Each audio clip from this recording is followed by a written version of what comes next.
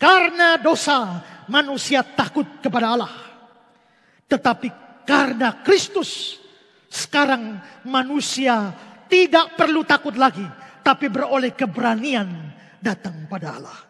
Sebab itu marilah kita dengan penuh keberanian menghampiri tahta kasih karunia. Dosa menyebabkan ketakutan, tapi di dalam Yesus Kristus setiap orang memperoleh keberanian untuk berdiri di hadapan Allah. Dosa membuat manusia diusir dari hadapan Allah, tetapi melalui Kristus manusia justru dilawat oleh Allah. Tadi kita melihat Allah menaruh kerup, melarang manusia, mencegah manusia kembali ke Taman Eden.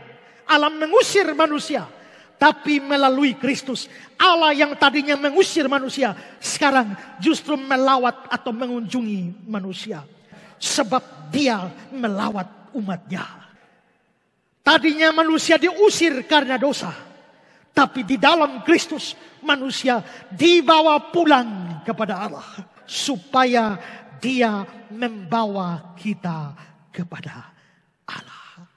Karena dosa manusia terpisah dari Allah. Allah tidak mau bersekutu dengan manusia. Tapi di dalam Kristus Allah menyertai kita. Karena dosa manusia menanggung sejumlah penderitaan, kehilangan damai sejahtera, sengsara, dan begitu banyak kesulitan manusia hadapi.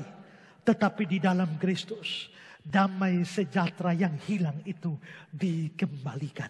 Itulah sebabnya berita Natal pertama kali adalah berita damai sejahtera. Damai sejahtera di bumi di antara manusia yang berkenan kepadanya. Karena dosa manusia mati secara rohani. Tapi dalam Kristus manusia memiliki hidup secara rohani. Aku datang supaya mereka punya hidup. Karena dosa pula manusia menjadi anak-anak iblis. Tetapi di dalam Kristus semua orang yang percaya kepadanya bukan lagi menjadi anak iblis, tetapi menjadi anak Allah. Supaya kita diterima menjadi anak. Semua orang yang menerimanya, menerima Yesus, diberinya kuasa menjadi anak-anak Allah. Saudara, bayangkan dari musuh Allah menjadi anak Allah.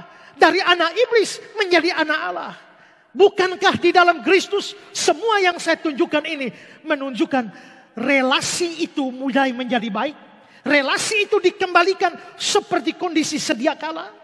Artinya saudara-saudara, kita boleh berkata bahwa relasi yang rusak karena dosa sekarang diperbaiki melalui Kristus. Allah Bapa di surga memperbaiki relasi yang rusak karena dosa manusia melalui Kristus. 2 Korintus 5, 18-19. Dan semua ini dari Allah, yang dengan perantaraan Kristus telah mendamaikan kita dengan dirinya.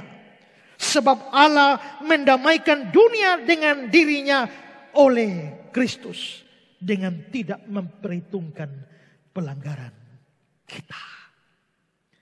Ya, kembalinya harmonis hubungan antara manusia dengan Allah adalah hasil inisiatif Allah.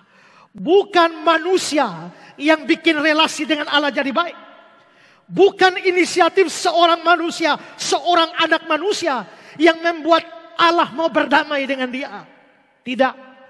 Jangan berpikir kalau saudara rajin gereja, lalu relasimu dengan Allah jadi baik. Jangan berpikir bahwa dengan rajin beri persembahan, relasimu dengan Allah menjadi lebih baik. Jangan berpikir kalau saudara rajin berdoa, relasimu dengan Allah jadi baik. Jangan berpikir kalau saudara rajin beramal saleh, berbuat baik, relasimu dengan Allah jadi baik. Tidak. Baiknya relasi, harmonisnya relasi manusia dengan Allah, itu inisiatif Allah. Bukan kamu, tapi Allah. Bukan aku, tapi Allah. Tahu dari mana? Karena Kristus yang menjadi jalan pendamaian itu sudah diberikan waktu kita masih berdosa. Bukan saat kita sudah baik, baru Kristus diberikan bagi kita. Bukan. Waktu kita masih berdosa, Allah berinisiatif lebih dulu berikan Kristus kepada kita. Roma 5 ayat 8. Akan tetapi Allah menunjukkan kasih-Nya kepada kita oleh karena Kristus telah mati untuk kita ketika kita masih berdosa. Ayat yang ke-10. Sebab jikalau kita ketika masih seteru diperdamaikan dengan Allah oleh kematian anaknya dan seterusnya. Berarti saudara-saudara, saat kita masih berdosa, saat kita tidak peduli Allah, saat kita benci Allah, saat kita tidak suka kepada Allah, saat kita tidak suka kepada firman-Nya, Dia terlebih dahulu mengambil inisiatif memperdamaikan, mengharmoniskan relasi antara Dia dengan kita. Jadi sebenarnya di dalam Natal Allah mengulurkan tangan pada manusia. Sebelum manusia jatuh dalam dosa, Allah dan manusia berpegangan tangan. Tapi setelah dosa, pegangan tangan itu putus. Tapi di dalam Natal, Allah sodorkan tangan lebih dulu. Untuk berdamai dengan manusia. Bukan kita yang sorong tangan pada Allah.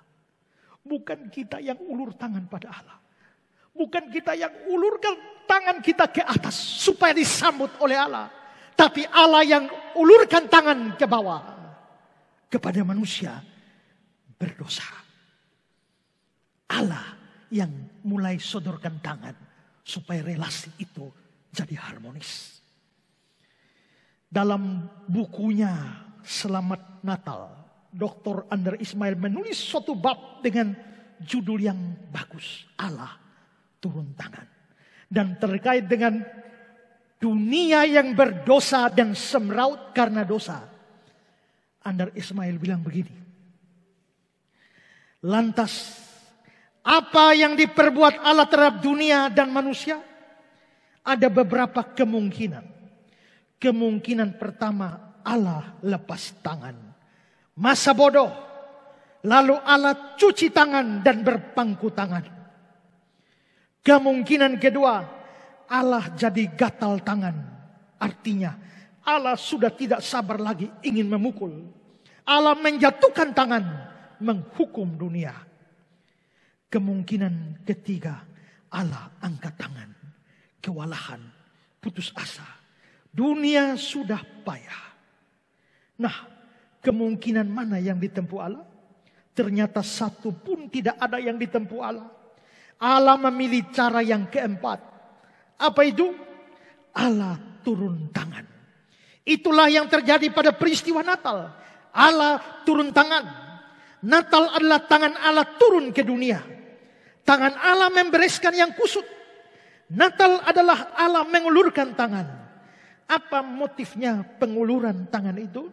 Yohanes 3 ayat 16 berkata, karena begitu besar kasih Allah akan dunia ini, sehingga Dia mengaruniakan anaknya yang tunggal, supaya setiap orang percaya kepadanya tidak binasa, melainkan beroleh hidup yang kekal.